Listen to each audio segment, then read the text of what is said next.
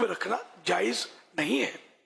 تفصیل اس میں یہ ہے کہ جس چیز سے زندہ کو تکلیف ہوتی ہے اس چیز سے مردہ کو بھی تکلیف ہوتی ہے، اور جس طرح زندہ کو بلا وجہ شرعی تکلیف دینا جائز نہیں ہے، اس طرح مردے کو بھی بلا وجہ شرعی تکلیف دینا جائز نہیں۔ اور سرد خانے میں اگر زندہ کو تھوڑی دیر کے لیے رکھا جائے تو اس سے بھی سخت تکلیف ہوتی ہے کہ وہاں ٹیمپریچر مائنس میں ہوتا ہے، لہذا اس سے میت کو بھی تکلیف ہوتی ہے۔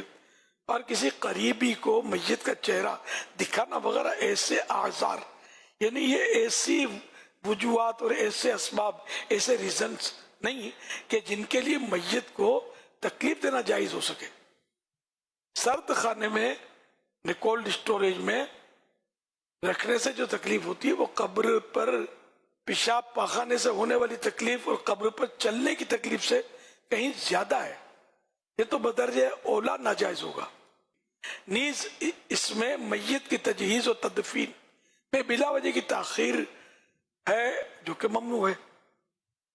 واللہ تعالی اعلم ورسولہ اعلم عز وجل وصلی اللہ تعالی علیہ وآلہ وسلم صلو علی الحبیب صلی اللہ علی محمد۔ میرا سوال آپ کی بارگاہ میں یہ ہے کہ ہم دوسروں کے لیے خیر خواہ کس طرح بن سکتے ہیں؟ بہترین خیر خواہی یہی ہے کہ لوگوں کو نیکی کے راستے پہ لگایا جائے، مسلمانوں کو جنت کے راستے پر چلایا جائے، کیونکہ جس کو دیکھو جہنم کی طرف ہاتھ مٹھیاں بند کر کے بھاگے جا رہا ہے، بے نمازی ہے تو جہنم کی طرف بھاگ رہا ہے نا، گالیاں بکتا ہے، جھوٹ بولتا ہے، غیبت، سب کے روٹ جہنم کا پکڑا ہوا ہے، تو ان سب کو مو کر کے جنت کے رخ کرنا ہے، گناہوں سے تائب ہوں اور نیکیوں سے مالا مال ہوں۔ صلو علی الحبیب صلی اللہ علی محمد۔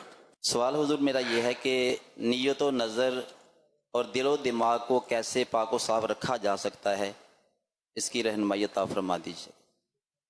اللہ اللہ، اس کے لیے دعا بھی کرے بندہ اور جد و جہد بھی کرے، گناہوں سے خود کو بچائے، اپنی روزی کو حلال کرے۔ حرام روزی جو ہے یہ بڑی تباہی مچاتی ہے، رزق بالکل حلال ہو 100%، اس کی اپنی برکتیں ہوتی ہیں۔ ایک بزرگ کا قول کہ حلال کا ایک لقمہ پیٹ میں جاتے ہی پہلے کے گناہوں کو مٹا دیتا ہے۔ حلال کی اتنی بڑی اہمیت ہے، اور آج کل حلال جو ہے آزمائش ہے، لوگ سمجھتے ہیں کہ حلال ہے اور بعض اوقات ان کو معلومات کی کمی کی وجہ سے اس میں ایسا یہ انہوں نے کیا ہوتا ہے کہ وہ حلال رہتا نہیں ہے۔ بھارت سب کے کسی کے مال کو ہم حرام نہیں کہہ سکتے جب تک کوئی یقینی ہمیں معلومات نہیں ہے۔ صلو علی الحبیب صلی اللہ علی محمد۔ یہ جو نیو جنریشن ہے ان سے جب ہم بات کر رہے ہیں، کہہ رہے ہیں کہ بھائی آئیں نماز پڑھنے کے لیے، تو وہ ایک ہی جواب دیتے ہیں کہ ہم جو ہے نا ریلیجس پرسن نہیں ہیں، ہم مذہبی بندے نہیں ہیں، ایسی ہماری سوچ نہیں ہے۔ تو ایسے لوگوں کو دعوت اسلامی کے ماحول کی طرف اگر ہم رائے اس طرف لے کے آئیں تو کس طرح لا سکتے ہیں؟ اس حوالے سے بھی کوئی رہنمائی فرما دے۔ مسلمان اگر اپنے آپ کو تسلیم کرتا ہے کہ اس کا ریلیجیس نہ ہونا یہ کیسے ممکن ہے؟ مسلمان نے تو دین کو قبول کیا ہوا ہے، مسلمان ہے نا، تو ریلیجیس تو ہو گیا۔ اب یہ کہ بعض ظاہر داڑھی، امامہ یا سنت و برا لباس اور اس طرح کی چیزوں کو لوگ سمجھتے ہیں کہ یہی ریلیجیس ہے، اصل تو ریلیجن قبول کر لیا، مذہب قبول کر لیا، مسلمان ہو گیا۔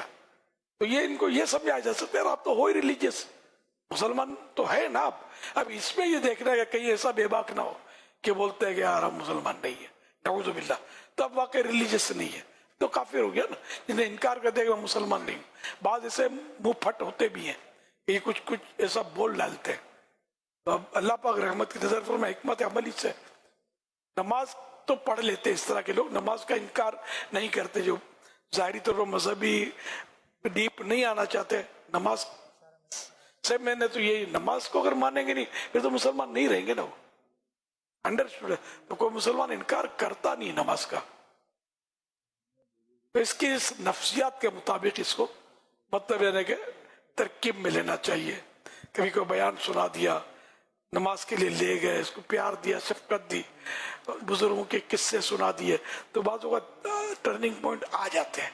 अब ये सारे को माँ के पेट से इमाम में बांध के थोड़ी निकले हैं, इनमें भी सारे एक की दास्तानें होंगी। राज अल्हम्दुलिल्लाह बैठे ही है ना, तो सारी रात अबू नहीं बिठा सकते, लेकिन बैठे हुए दीन की मोहब्बत में बैठे ना, अल्लाह की रहमत से। सल्लु अलल हबीब सल्लल्लाहु अलैहि मुहम्मद। जैसे हम कभी ट्रेन में या बस में सफ़र करते हैं तो जुम्मे का दिन हो तो जैसे बीच में हम नमाज वगैरह के लिए रुकते हैं, जुम्मे के लिए रुकते हैं, तो कुछ जमात ना करवाए जुम्मे की, तो अगर हम अकेले नमाज पढ़ें तो सबसे पहले जुम्मे की 2 रकात अदा करेंगे या जोहर की 4 रकात अदा करेंगे? पहले जुम्मा के लिए जमात शर्त है और भी शराइत है, तो अगर जुम्मा किसी को नहीं मिला है, अकेले पढ़ रहा है, तभी जोहर पढ़ेंगे। जज़ाकल्लाह। सल्लु अलल हबीब सल्लल्लाहु अलैहि मुहम्मद। आपकी बारगाह में मेरा सवाल ये है, क्या कोई मॉडर्न इस्लामी भाई जैसे पैंट शर्ट पहनता है और उसकी दाढ़ी भी है, तो वो अपने वालिदैन में से अगर किसी का इंतकाल हो जाता है वो नमाज जनाजा पढ़ा सकता है और किसी वो पढ़ा सकता है? इसके बारे में मदनी फूल इरशाद फरमा दें। अगर वो शराइत पूरे उतरते हैं और खाली पेंट पहनता, पेंट पहनना ये जायज है, गुनाह नहीं है पेंट पहनना, लेकिन अब आवाम को देखना है कि अगर वो दाढ़ी पूरी है और जनाजे की नमाज पढ़ा सकता है, शराइत पर पूरा उतरता है, लेकिन पेंट शर्ट पे हमारे यहाँ ये पढ़ाएगा ना, कराची में तो लोग फिर ये बातें बनाएंगे। यूं मतलब कम से कम ऐसे मौके पर आदमी शलवार कुर्ता पहन ले, यही हो सकता है। लेकिन जो जानते होंगे ना कि ये मॉडर्न है, तो हो सकता है बातें करें, तो मौका माल देख करके तनफीर की कुड़ लोग, उनको मसले तो पता नहीं होते। पेंट पहनना कोई ज़रा कुफ्र तो नहीं है, हराम भी नहीं है, नाजायज भी नहीं है, एक लिबास है जो मुसलमान इतना पहनते हैं, पेंट सारी दुनिया में पहनते हैं, तब ये सबको क्या हम निकाल देंगे बाहर? लेकिन जरा सलवार कुर्ता, ये पाजामा, ये अच्छा लिबास है, हम इसको पहनते हैं। जो पहनता है पेंट, उससे हमको नफरत नहीं करनी चाहिए। सवाल ये है कि 12 रबीउन नूर शरीफ से कितने रोज बाद ये जो चरागा किया जाता है वो लाइटिंग उतार लेनी चाहिए? 12 रबीउल अव्वल शरीफ तक लगाई है हमने, है ना। इसके बाद अगर लगी भी रहती तो लोग इस पर तवज्जो नहीं करेंगे, तो हम मशवरा यही देते हैं कि 12 रात पूरी हो गई, अब कहीं 13वीं रात को भी हमारे यहाँ कराची में वो चरागा देखने के लिए रूटीन है लोगों की, तो जितने बजे तक लोग देखते हैं तो भले वो जलती रहे, इसके बाद उतार लेनी चाहिए। सारा साल अब लाइटिंग रखेंगे, देखेगा कौन इसको? इन दिनों कुछ जज्बा होता है, जोश बलवला, यानी बाहर मुल्क में तो लाइट जो होती है ना, हमारी लाइट जो नहीं है तो डिम होती है, हेवी लाइट, और दुकानों पर और कभी कोई इवेंट आता है इन लोगों का, वहां के हिसाब से तो उसी लाइटिंग करते हैं। लेकिन सही बात है, इसको देखने में वो गुजरे लाइटिंग बस, बाकी जश्न विलादत की लाइटिंग में यकीन माने कशिश है, चुमने को जी जाता है कि किसकी याद में निस्बत की सारी बहारें हैं। सल्लु अलल हबीब सल्लल्लाहु अलैहि मुहम्मद।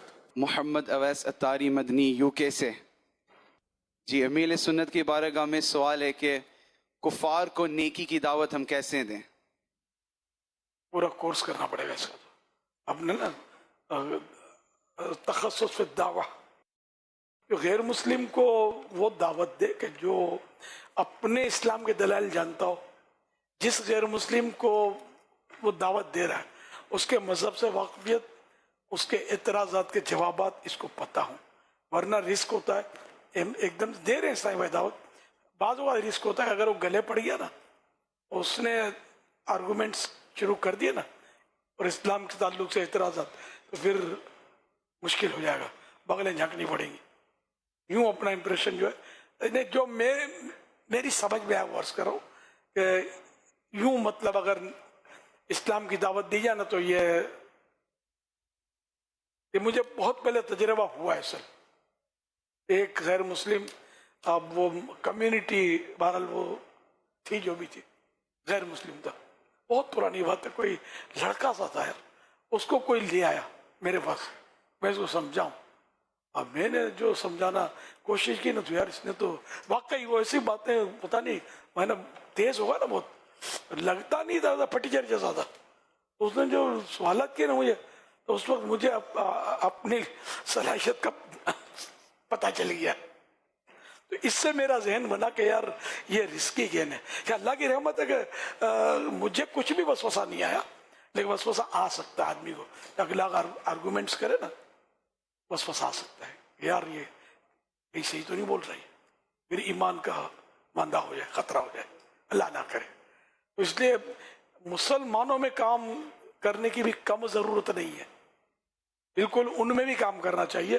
لیکن وہی میں نے عرض کیا نا کہ شاید تخصص سے دعویٰ میں یہ سکھاتے ہوں گے, اس طرح مجھے اس کا کورس نہیں پتا نا, یہ سکھاتے ہوں گے. تو یہ کورس کر کے استاد پاس کرے اور تھوڑا وہ ہو جائے نا باصلاحیت اس معاملے میں, پھر جو اسلام کی دعوت دے گا نا غیر مسلم کو, تو اس کے پاس دلائل ہوں گے. اگلا جو ہے سامنے والا ہو سکتا ہے جلدی قائل ہو جائے, ورنہ وہ اس نے ایک بھی اعتراض کر دیا اپنے مت جواب تو ہوگا نہیں, تو پھر وہ الٹا ہو سکتا ہے اللہ نہ کرے اپنے مذہب پہ پکا ہو جائے. یا مسلمان داڑھی والا, امام والا, کوئی مبلغ, اس کا نام مبلغ کا پک تو لگتی ہے سب کو, وہی مطلب پرسٹ لگ رہا تھا. میرے ایک سوال کا بھی جواب نہیں دے سکا, میں پکا ہوں معاذ اللہ. اور پتہ نہیں کتنوں کو یہ اس میں بہکا ہے. یہ بہت میں آپ کو کام کی باتیں بتا رہا ہوں, ہمارے یہاں دی جاتی ہے, دعوت دیتے ہیں اسلائی بھائی, بعض اوقات مسلمان بھی لوگ ہو جاتے ہیں, لیکن یہ خطرہ تو موجود رہے گا. صلو علی الحبیب صلی اللہ علیہ محمد.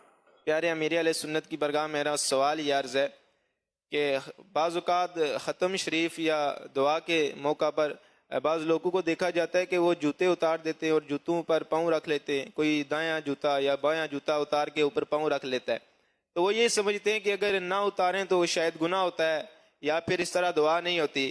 تو اس حوالے سے رہنمائی فرما دی کہ اس میں حقیقت کیا ہے, اس کے اندر کتنی سچائی ہے اس حوالے سے. اگر کوئی ادب دونوں جوتے اتار لیتا ہے, اس میں کھڑا ہو جاتا ہے, منع تو نہیں ہے اس میں.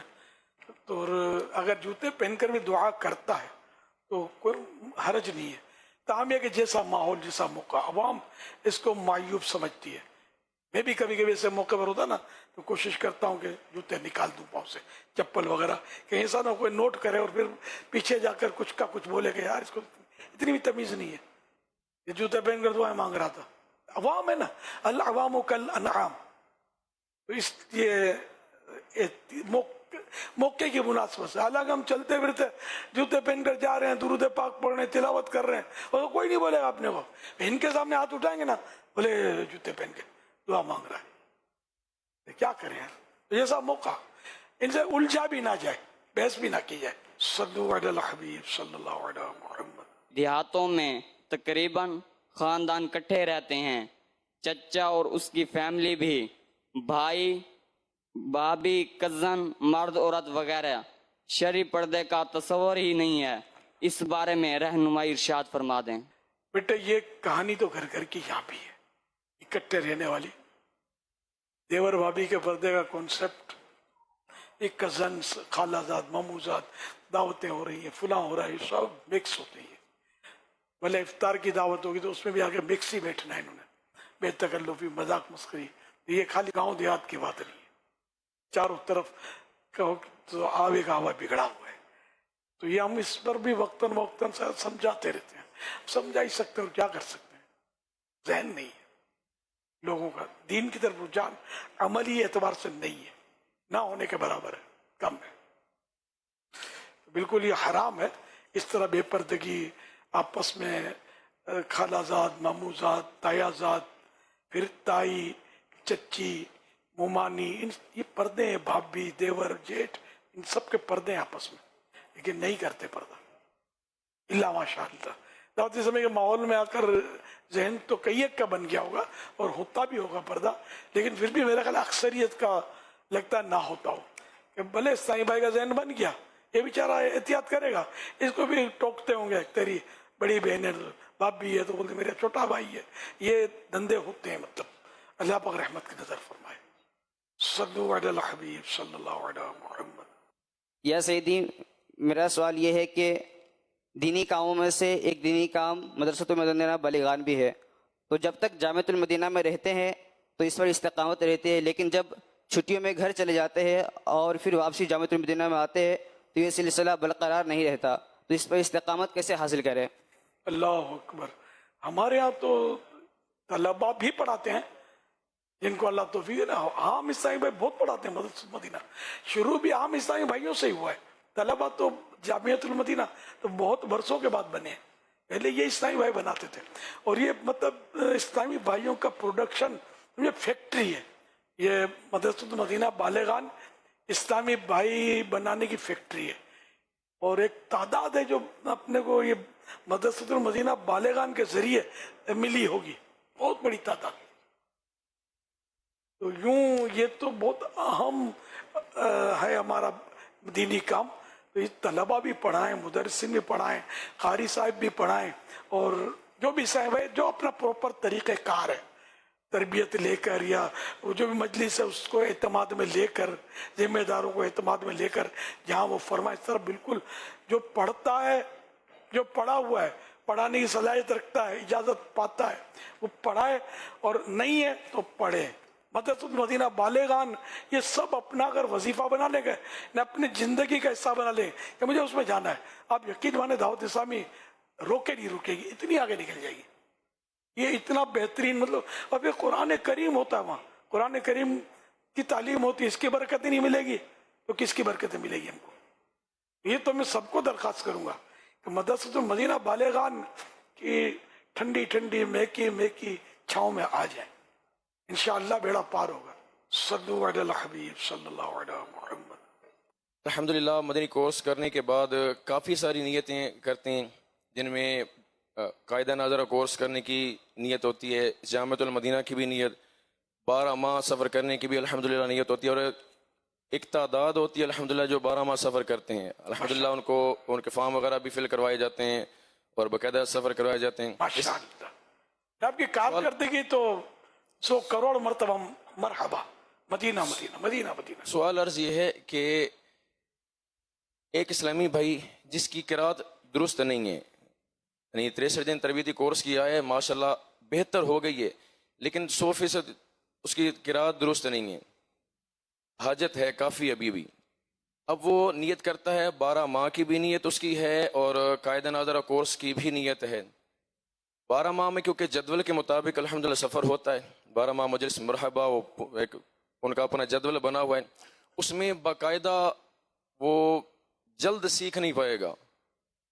اور قاعدہ ناظرہ کورس کی بھی اس کی نیت ہے، اور قاعدہ ناظرہ کورس اگر پہلے کر لے تو اس کے فوراً بعد 12 ماہ بھی اس کی نیت ہے اور پکی نیت اس کی ہے. اب قرات جو ہے وہ فرض بھی ہے، تو کیا پہلے 12 ماہ سفر کروایا جائے یا قاعدہ ناظرہ کورس پہلے کروایا جائے؟ اب اس میں دیکھو کیا افضل ہے کیا مفضول ہے یہ تو میں نہیں کہہ سکتا. البتہ اگر ما یجوز بہ الصلاۃ، نماز درست ہونے کے لیے جتنی قراءت چاہیے اتنی اس کو آتی ہے، اتنے مخارج اس کے درست ہے، نماز اس کی اپنی درست ہے. جیسے ہم سبھی کا یہ حال ہے، میں بھی کوئی زینت القراء نہیں ہوں، نہ کوئی باقاعدہ میں نے قاری کا کورس کیا ہے. یہ میں قرآن الحمدللہ پڑھ لیتا ہوں، آپ لوگ سنتے رہتے ہیں تو کام چل جاتا ہے. تو اگر اس طرح کا کوئی پڑھ رہا ہے پڑھ سکتا ہے، اب مزید اس کو سیکھنا یہ اپنی جگہ پر کار ثواب ہے. لیکن یہ کہ اب اگر 12 ماہ کا سفر کرنا چاہتے، جیسے میں بھی مزید نہیں پڑھ رہا، سیکھ نہیں رہا، مطلب صرف میری طرح یہ سارے کے سارے نہیں تو غالب اکثریت نہیں سیکھ رہی. یہ جامعۃ المدینہ کے اساتذہ کرام یا طلبہ یہ سب بھی یہ ماہر قاری ہوں، جس طرح کے مطلب پروپر لوگ جس کو قاری صاحب بولتے ہیں، یہ ضروری نہیں ہے. بلکہ خود ہمارے مدرسین جو ہمارے یہاں مدرسۃ المدینہ میں پڑھاتے ہیں وہ بھی اس طرح کے قاری صاحب تھوڑی ہوتے ہوں گے. وہ ہمارے یہاں وہ قاری صاحب بولتے ہیں، ضرور نہیں کہہ سکوں. تو اگر اس طرح کا اگر قرآن پڑھتا ہے تو اس کو یہ تو کہا نہیں جائے گا کہ اس پر فرض ہے کہ یہ سیکھے کہ نماز درست ہے. تو جتنا اس کو اچھا، اب ایک صورت میں غلطی ہے تو نماز وہ نہ پڑھے، دوسری صورتیں اگر وہ درست پڑھ سکتا ہے تو وہ پڑھے. پھر ابھی کے 12 ماہ میں سفر کرتا تو ظاہر اس کو روکنے کا کوئی سمجھ میں نہیں آتا. صلو علی الحبیب صلی اللہ علیہ محمد. باپا جان آپ سے یہ سوال ہے، جو کوئی بچہ نعت پڑھے اور مرحبا یا آقا کا نعرہ لگائے، آقا کی آمد مرحبا کہے، کیا اس کو ثواب ملے گا یہ بولنے میں؟ ماشاء اللہ، کیوں نہیں ملے گا ثواب؟ بیٹے نیکی جو ہے نا یہ بچے کی بھی مقبول ہے، نعت شریف پڑھنا یہ نیکی ہے، آقا کی آمد مرحبا کہنا یہ بھی نیکی ہے، آپ نے سورہ قریش سورہ اخلاص پڑھی یہ بھی نیکی ہے، قرآن کی صورتیں تو اس پر یہ، اور ذکر پر یہ ذکر ہیں سب، تو ان پر نیت نہ ہو تب بھی ثواب ملتا ہے، نیت ہو تو زیادہ ثواب ملتا ہے، نیت بھی کرنی چاہیے کہ میں اللہ کو راضی کرنے کے لیے پڑھتا ہوں۔ بہرحال بچہ بھی جو نعت شریف پڑھے، آقا کی آمد مرحبا کے نعرے لگائے تو ضرور اس کو بھی ثواب ملے گا اللہ کی رحمت سے۔ جزاک اللہ خیرہ۔ وَإِيَّاكُمْ۔ لیکن مائک میں پڑھنا، محفل میں پڑھنا یہ شرط نہیں ہے، اکیلے میں بھی پڑھے گا تو ثواب ملے گا۔ مائک میں اس میں عوام میں تو ریاکار حبے جا کے پتہ نہیں کیا کیا حملے بڑوں پر بھی ہوتے ہیں، بچوں پر بھی ہوتے ہوں گے، سمجھے؟ تو اس طرح اکیلے میں بھی پڑھنا چاہیے بچوں کو، نعتیں، درود پاک اور آقا کی آمد مرحبا اور وغیرہ وغیرہ۔ صلو علی الحبیب صلی اللہ علیہ محمد۔ میرا سوال یہ تھا کہ عید کے دن روزہ رکھنا منع ہے، اور 12 ربیع الاول شریف کو عید بھی کہتے ہیں اور روزہ بھی رکھتے ہیں۔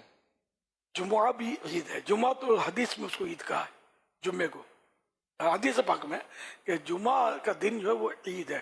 اگر رمضان میں جمعہ آ جائے اگر کیا 4 سے 5 جمعے آتے ہیں، اور یہ وہ عید ہے جس میں روزہ رکھنا فرض ہے۔ جمعہ رمضان میں آئے تو اس میں روزہ رکھنا فرض ہوتا ہے، اس کو بے شک حدیث پاک میں عید کہا گیا۔ یوں مطلقاً عید کے دن یعنی جب جس کو عید کہا گیا تو اس میں روزہ حرام ہو جائے، ناجائز ہو جائے، یہ غلط فہمی ہے، ایسا نہیں ہے۔ تو یہ جو ہم 2 عیدیں ہیں نا، اپنے عید الفطر اور بقر عید، تو عید الفطر کا ایک دن یہ روزہ حرام مکروہ تحریمی ہے اور ناجائز و گناہ ہے، اور 4 پھر بقرعید کا تو ایک دن ہے نا، 3 عید تھوڑی ہے، وہ ہم بولتے ہیں دوسری عید تیسری، ایکچولی ایک ہی عید ہے 10 تاریخ ذوالحجہ، تو یہ 4 دن روزہ ناجائز ہے بقرعید کے، لیکن عید ایک دن ہے۔ اس لیے لوگوں کو یوں بیٹھ گیا ذہن میں کہ عید کے دن روزہ نہیں ہوتا، تو یہ جشن ولادت کی عید کو تو ہم لوگ الحمدللہ عید بولتے ہیں، ورنہ حدیث پاک میں ان الفاظ میں تو کہیں پڑھا سنا نہیں ہے کہ اس کو عید کہا گیا ہو۔ اگر کہا بھی گیا ہو تب بھی روزے میں کیا، جب تک منع نہ کیا گیا ہو تو حرج نہیں، جیسے جمعے کی مثال۔